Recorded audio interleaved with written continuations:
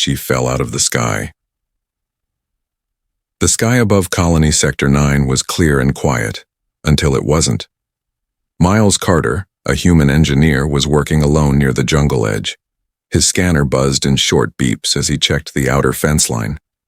Just a normal day, until a bright flash shot across the sky, followed by a loud crash. The ground shook. Birds scattered. Something had just fallen, hard and fast. Miles grabbed his gear and jumped on his bike. The signal came from less than 1 kilometer away. He didn't wait. He drove straight toward the smoke. He found the wreck in a clearing, a broken pod, shaped like a smooth silver seed, now cracked in two. Steam hissed from the open hatch. Miles raised his pulse pistol and stepped forward. "Hello?" he called. "Anyone inside?" No answer. He climbed up carefully, heart beating fast. Inside, the air was hot and wet. Broken wires sparked on the wall. And then he saw her, curled in the corner, breathing, barely. She wasn't human. Her skin was soft, gray with faint blue lines glowing along her arms and legs. Her face was smooth but strange. 2 large eyes, high cheekbones, and a small line of sharp markings along her neck. She wore a torn suit with armor pieces strapped loosely across her chest, and her legs, shaking, burned, damaged. She couldn't stand. "Hey," Miles said gently, lowering his weapon. She flinched at his voice but didn't move. He stepped closer. "No weapons. I'm here to help." She tried to crawl away, her hands dragging her body toward the far wall, but her legs wouldn't move. They twitched, then locked, and she collapsed, hard. Miles dropped to his knees beside her. "You're injured," he said, reaching toward her legs. She looked up, fear and pain in her eyes, but she didn't stop him. He gently touched her left leg. The glow under her skin flickered. She gasped, then relaxed just slightly. Her shoulders dropped, her breathing slowed. "What the hell?" Miles whispered. Her legs had been shaking, but now, under his hand, they calmed. Her skin was warm, but the glow dimmed under his touch, as if his hand turned off the pain. She looked into his eyes. Then, in a slow, broken voice, said one word. "Again." Miles didn't move for a second. Then he placed his other hand gently on her right leg. Again, the same reaction. Her body calmed. She closed her eyes. Tears slipped from the corners. Not from pain now, but from relief. Loud beep from his scanner broke the silence. He checked it quickly. Her body was under extreme stress. Nerve clusters overfiring. Muscles locking. Pain overload. But when his hands touched the damaged areas, the signals dropped. Like his body was sending something back, something she needed. "What are you?" he whispered, then corrected himself. "No." "Who are you?" She opened her eyes again, tried to speak but only coughed. He reached into his bag and pulled out a water capsule. She stared at it, unsure. He took a sip, then offered it again. This time, she accepted. Her hands shook, but she drank. Just a little. Enough. Minutes later, a comm buzzed in Miles's earpiece. "Control to Carter, you okay? We saw a heat spike." He answered quietly. "I found something." "No. Someone. I'm bringing her in." "Is she human?" He looked at the girl again, barely conscious now, head resting on the pod wall. "No. But she's hurt, and she needs help." "Copy that, be careful." Miles wrapped her gently in a thermal blanket. She didn't fight it. He lifted her slowly, her weight light but tense. Her head rested against his chest. She was trembling again, until his hand touched her leg, and the shaking stopped. He looked down at her, her eyes half closed. She whispered one more word before passing out. Warm. That night at the outpost clinic, doctors scanned her body, ran tests, tried to understand her biology, but the only thing they confirmed was this: her body reacted only to Miles, no one else, no tools, no drugs, just his touch. Sitting beside her in the medical room, Miles couldn't explain it. He just knew one thing: she had fallen out of the sky, and now He couldn't walk away. A species that shouldn't heal. The lights in the outpost medical lab were soft, too soft for what the doctors were feeling. On the main table, the alien girl, Lari, lay unconscious. Her skin glowed faintly at the edges. Pulse. Weak. Breathing slow but stable, and only one reason why. Miles Carter. He sat beside her, still, silent. One hand gently resting across her shin, where the nerve cluster damage was deepest. As long as his hand stayed there, her body remained calm. But, the moment he pulled away, muscle spasms returned. Dr. Reeve paced nearby. "This isn't normal," she said. "Her species, based on early scans, shouldn't react to human touch. Not like this." Miles looked up. "But she does. She shouldn't even be alive," Reeve said. "This kind of biodisruptor damage, it shuts down healing, locks the cells." Miles glanced at Larry, then back at Reeve. "She didn't ask to live. But she's trying to." The other doctors ran more scans, more confusion. Her muscles had strange codes running through them, glowing lines like circuits under the skin. But her blood, almost no healing cells, dead tissue, refusing to stay dead. And yet, whenever Miles touched her, things changed. Slight movement returned, pain signals dropped. One time, her toes even twitched, only for a second. But it was enough. Hours passed. Miles stayed awake the entire time. He barely knew this girl, didn't even understand her language. But she had looked at him like someone who didn't want to be alone anymore, and something inside him answered. Later that day, Reeve approached with a theory. "We ran a deep tissue scan on both of you," she said. Miles blinked. "Why me?" "Because you're the variable." She held out a data pad. "There's something inside your DNA, ancient markers, probably left over from Earth's first contact with alien tech centuries ago." Miles leaned forward. "Are you saying I'm part alien?" "No," she said. "But you may have inherited dormant sequences, biosignal receptors." Miles laughed softly. "I'm a walking space USB stick?" Reeve smirked. "Basically." Then her face grew serious. "Miles, you may be the only one who can keep her alive. And if we want her to walk again, you'll have to go further." That evening, as the lab lights dimmed, Lari stirred. Not fully awake, but enough to blink and try to move. Miles was there. He placed his hand gently on her leg. She stopped shaking. Her breathing evened out. Her eyes focused on him. Then she whispered, "You stayed." He smiled gently. "Yeah, I figured you'd miss my hands." She blinked, didn't understand the joke, but smiled anyway. He leaned closer. "I don't know what happened to you, but we'll figure it out." She reached toward her leg, tried to move it. Nothing. She closed her eyes in frustration. A single tear slid down her cheek. Miles wiped it away. "You're not broken," he said. "You're healing. Slowly." She looked at him and said a single word. "Why?" He paused, then said, "Because if I had fallen from the sky, I'd hope someone would catch me too." Reeve entered quietly. "We want to try something." Miles turned. She explained. "We've developed a treatment plan, but it only works if you guide it. Nerve-by-nerve stimulation, tied to your biosignal." Miles blinked. "Like physical therapy?" "More like energy relinking," Reeve said. "But yes, hands-on, repeatedly." He looked at Lari. She looked back and nodded. They began the next morning. Miles placed his fingers on points marked with glowing gel. The computer guided the sequence. Breathe in, touch here. Hold for 10 seconds. Repeat.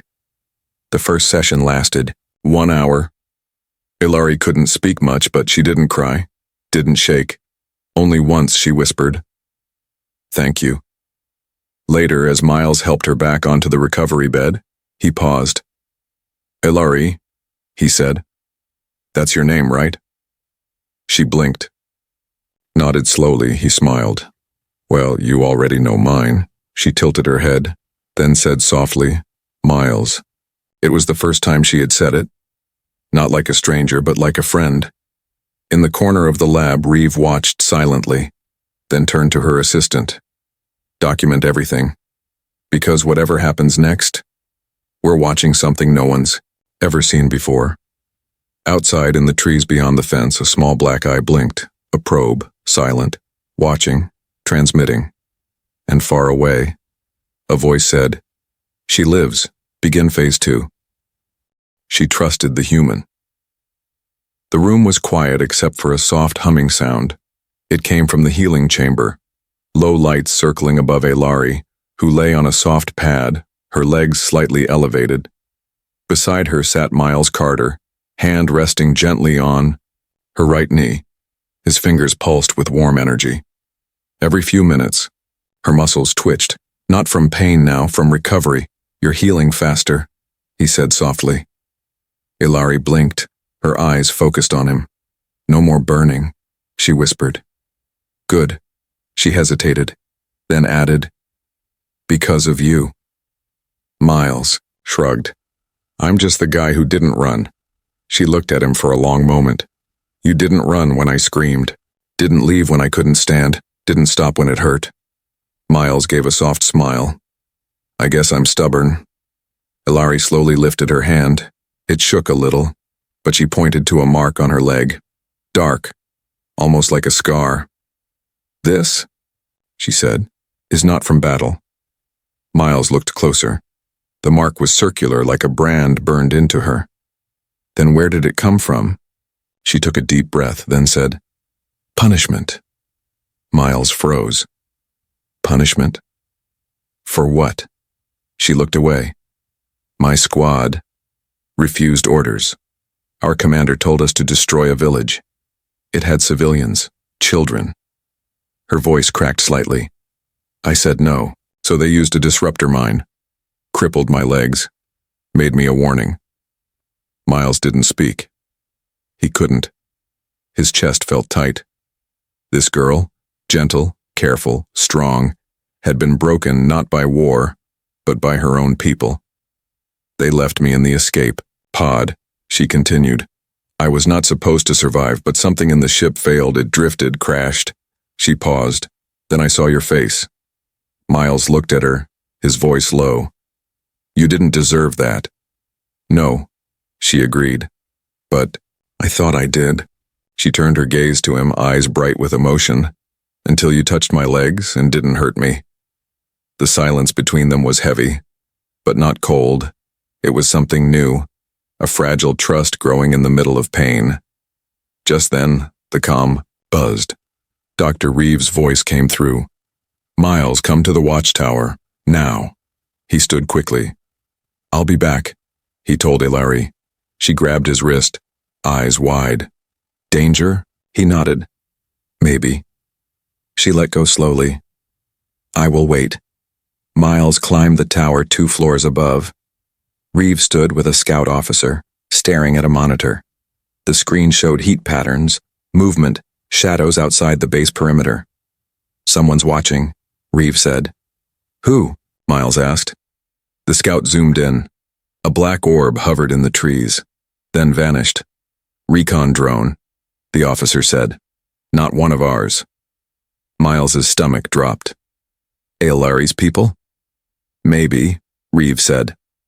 Or worse, the ones who ordered her punishment. They all knew what that meant. They were coming. Miles returned to the chamber. Elari was awake, sitting up with effort. He knelt beside her. There's a chance someone's tracking you, she nodded. I felt it. Something's pulling on my skin. Like being watched. He placed his hand on her knee again. She closed her eyes. The tension faded. I'll protect you, he said. You already did, she whispered. The next day, they trained again. This time Elari held the bars and stood for a full minute. She wobbled, fell once, but stood again. Each time her hand reached for Miles, not to beg for help, but to pull strength from him.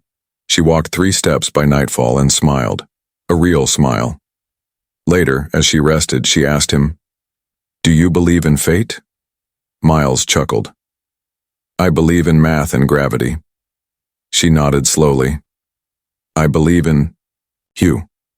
Outside the base, hidden deep in a shuttle's black walls, a voice whispered, "She has bonded. The human is the key. Initiate retrieval protocol. Bring her home, or erase her." She took her first step. Night in the recovery chamber was usually quiet. Machines hummed gently. Light panels glowed soft blue. But tonight, something changed. Ilari awoke with a sudden jolt. Her legs were shaking again. A low pulse of pain ran up her spine. She tried calling out, but her voice cracked. There was no one in the room. No Miles. No doctor. Only silence and the pain. She grabbed the side rail of the bed, pulled herself upright. Her legs wobbled like wet branches. Still, she moved. 1 foot down, then the other. She stood wobbling, barely stable, teeth clenched.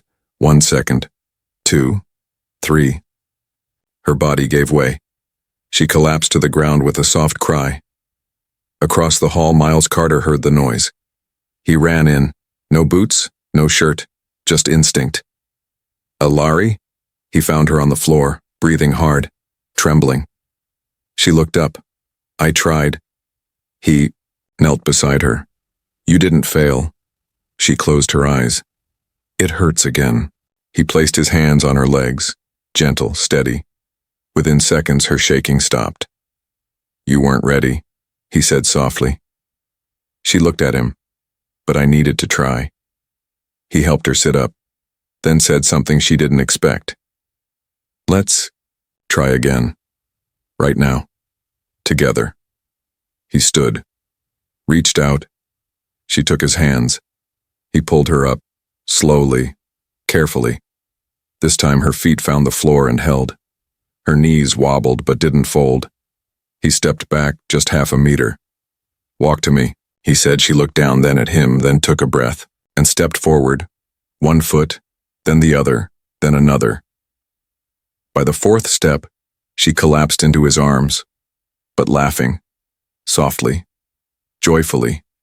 He caught her, held her gently. "You did it," he whispered. She smiled against his chest. "I did." Later, that day, doctors reviewed the footage. Reeve stared at the screen, eyes wide. She walked. 4 steps, no support. The data didn't lie. Nerve signals were reconnecting, muscle density improving, pain thresholds rising. But the real proof, her smile, her eyes. She was changing. From survivor to someone who believed again. That night, a celebration was quietly held in the med bay. Just Miles, Ilari, and a warm bowl of synthesized soup. They sat side by side on the med bench. She pointed to his food. "Smells like dirt," he laughed. "Tastes worse." She took a bite anyway, then gagged, then laughed harder. Then, suddenly, her smile faded. Her head turned to the window, eyes locked on the jungle. "What is it?" Miles asked. Her voice dropped. "They're here." Miles tensed. "You're sure?" She nodded. "I feel it in my legs. Like a pull, a signal, a command." He stood quickly, sounded the alert. Within minutes, base scanners picked it up. A cloaked ship, small, fast, landed just outside the perimeter, not broadcasting any ID. Dr. Reeve met Miles in the command room. "This isn't a coincidence," she said. "They came for her." Miles clenched his jaw.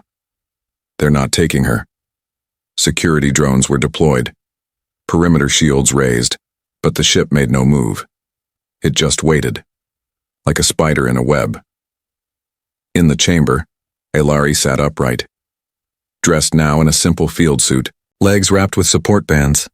She stared at the door, not afraid, not angry, just ready. Miles returned. "You should rest." She shook her head. "If they take me again, I may not get back." He walked closer. I won't let that happen. She looked into his eyes. I know. Then whispered, stay with me. If I fall, you catch me. Again. He took her hand, held it tight and said, I already did.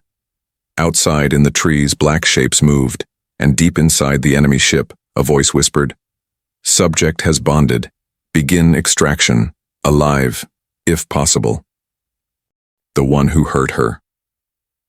The enemy ship opened at dawn. No weapons fired, no drones attacked, just silence. And a single figure stepping through the mist. He was tall, taller than most humans, with armor polished like black glass. His eyes glowed, orange under a sharp helmet. Around his neck a chain of silver rings clicked softly. Each one marked a name, a soldier he had commanded. Or killed. Ilari saw him from the medical tower. Her legs froze, not from pain but memory. Miles, she whispered. That's Commander Dreel. Miles looked at her. The one who... She nodded. Once. The one who did this to me. Down. At the landing bay, Reeve and Miles waited with 2 security bots. Commander Dreel approached, hands behind his back, face calm. I come in peace, he said. No weapons. No attack. Reeve frowned. Then state your purpose. I'm here. For the traitor. Miles stepped forward, his voice cold. You mean the girl you nearly destroyed? Dreel's expression didn't change.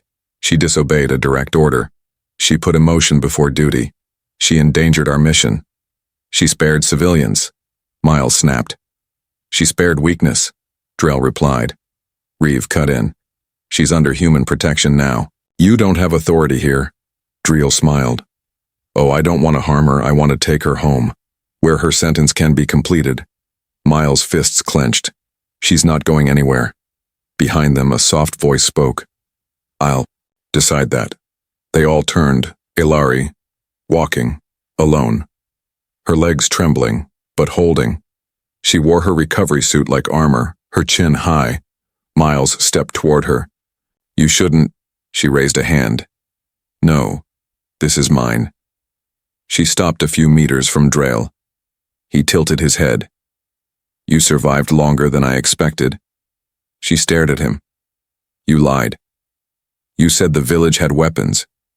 You said killing them was for peace. But there were children, Drale. He didn't blink. They were not our concern, Ilari's voice rose. I gave everything for our code, and you broke it. Drale stepped closer. I protected what mattered. You disobeyed. Now you walk again. But for how long? Then he raised a small device from his belt, thumbed a switch, a sharp pulse cut through the air. Ilari gasped. Her legs buckled. She fell hard to the ground. Miles rushed forward. What did you do? Dreel held the device calmly. Failsafe. Installed in her spine during recovery. A command override, in case she ever stood again. Miles dropped beside her. Her body shook, eyes wide in panic. Stay with me, he whispered. He grabbed her hand, placed his other on her thigh. His palms glowed. Slowly, her shaking stopped. Her breath returned. She whispered, It's fading. Miles stood up, eyes burning. You used her like a weapon, then tossed her aside. She was broken, Drale said, and now she's more whole than you'll ever. B. Security bot stepped forward. Weapons ready. Reeve spoke. You'll leave now, or we'll escort you. Dreel's eyes narrowed. You'll regret protecting her. Miles stepped between them. She's not your weapon anymore. She's a person. Dreel stared for a moment, then turned without another word. He walked back into his ship. The door closed behind him, and the ship vanished into the clouds. Later, Ilari sat in the clinic. Her hands trembled slightly, but her voice was steady. He still has others. Like me. Miles nodded. Then we'll help them. She looked at him. You stopped the signal. You stopped it first. He replied. I just reminded you. She smiled. You never stop reminding me. And that night, in the quiet glow of the chamber lights, Ilari stood, and walked 5 full steps. Unaided. He gave her the strength again. 2 days passed. Commander, Drail never returned, but his signal did. Elari woke up screaming, her legs locked tight, her back arched in pain. Machines beeped in alarm. Miles ran into the recovery chamber barefoot. Her body was glowing violently, but not from healing, from something else. The failsafe had activated again. Miles grabbed her hands, her skin was burning hot.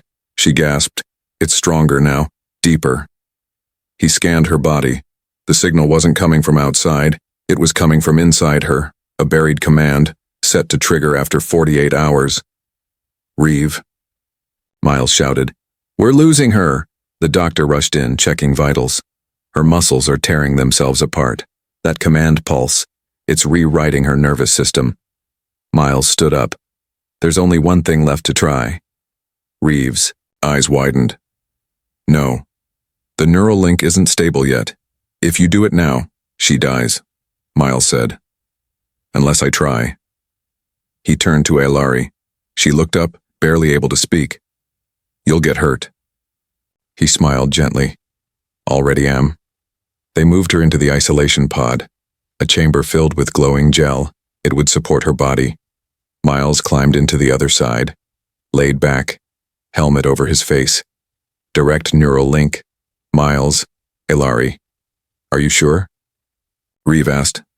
"No," he replied. Then closed his eyes. Connection active. Suddenly, Miles wasn't in the chamber anymore. He was inside Elari's mind, a dark space, a battlefield of memories. Pain, noise, fire. He walked through the storm, saw a small figure curled in the center, Elari, trapped in her own pain. He knelt beside her, reached out. "Hey." She didn't look up. "Too much?" she whispered. "Hurts too much." Miles placed his hand on her back. Warm, steady. "You trusted me before. Trust me again." The pain around her began to shift. The light returned. Her legs glowed. Not with fire, but energy. Healing energy. His energy. Back in the real world, Miles shook. His hands twitched. Nose bleeding. Vitals dropping. Reeve shouted, "Pull him out!" But, the assistant said, "He locked the sequence, we can't." Inside the link, Elari looked at him. "You're fading." He smiled. "You're not." She grabbed his arm, held him tight. "Come back with me." Then the world turned white. In the medical room, the link snapped. Machines shut down. Miles collapsed. Elari burst out of the pod, eyes wide, standing on her own. She rushed to him. He wasn't breathing. "No," she whispered. She placed her hands on his chest. "Nothing." Then she whispered, "You gave me your strength. Now take mine." Her palms glowed. She pressed them to his heart. A pulse flowed into him, once, twice. Then, he coughed, eyes opened, groaned. "You owe me dinner," he said. She laughed and cried at the same time. "Only if you can walk." He sat up slowly. "You're walking?" She stood, turned, took 5 steps. No pain, no signal, no fear. Then said, "Because of you." Later, Reeve entered with news. "We scanned your DNA again, Miles. You're no longer just a carrier. That energy, in you, it's growing, bonded to her signal." Miles blinked. "You mean, I can still help?" Reeve nodded. "And maybe others like her." Elari placed her hand over his. "Then we don't stop here." Outside the window, stars blinked in. The sky. 2 lives once broken, now linked. Not by pain, but by purpose. Not just a patient anymore.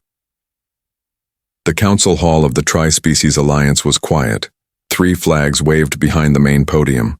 1 human, 1 alien, 1 new. The Nirellan. And standing at the center of the hall was Elari, She wore no armor now, only a flowing black and silver robe, simple, peaceful, elegant. She stood tall, no cane, no assistance, no weakness. "My name is Ilari of Zareth," she said. "I was once a soldier, then a patient, then forgotten." She looked across the room, at human ambassadors, Niralin elders, and others from distant stars.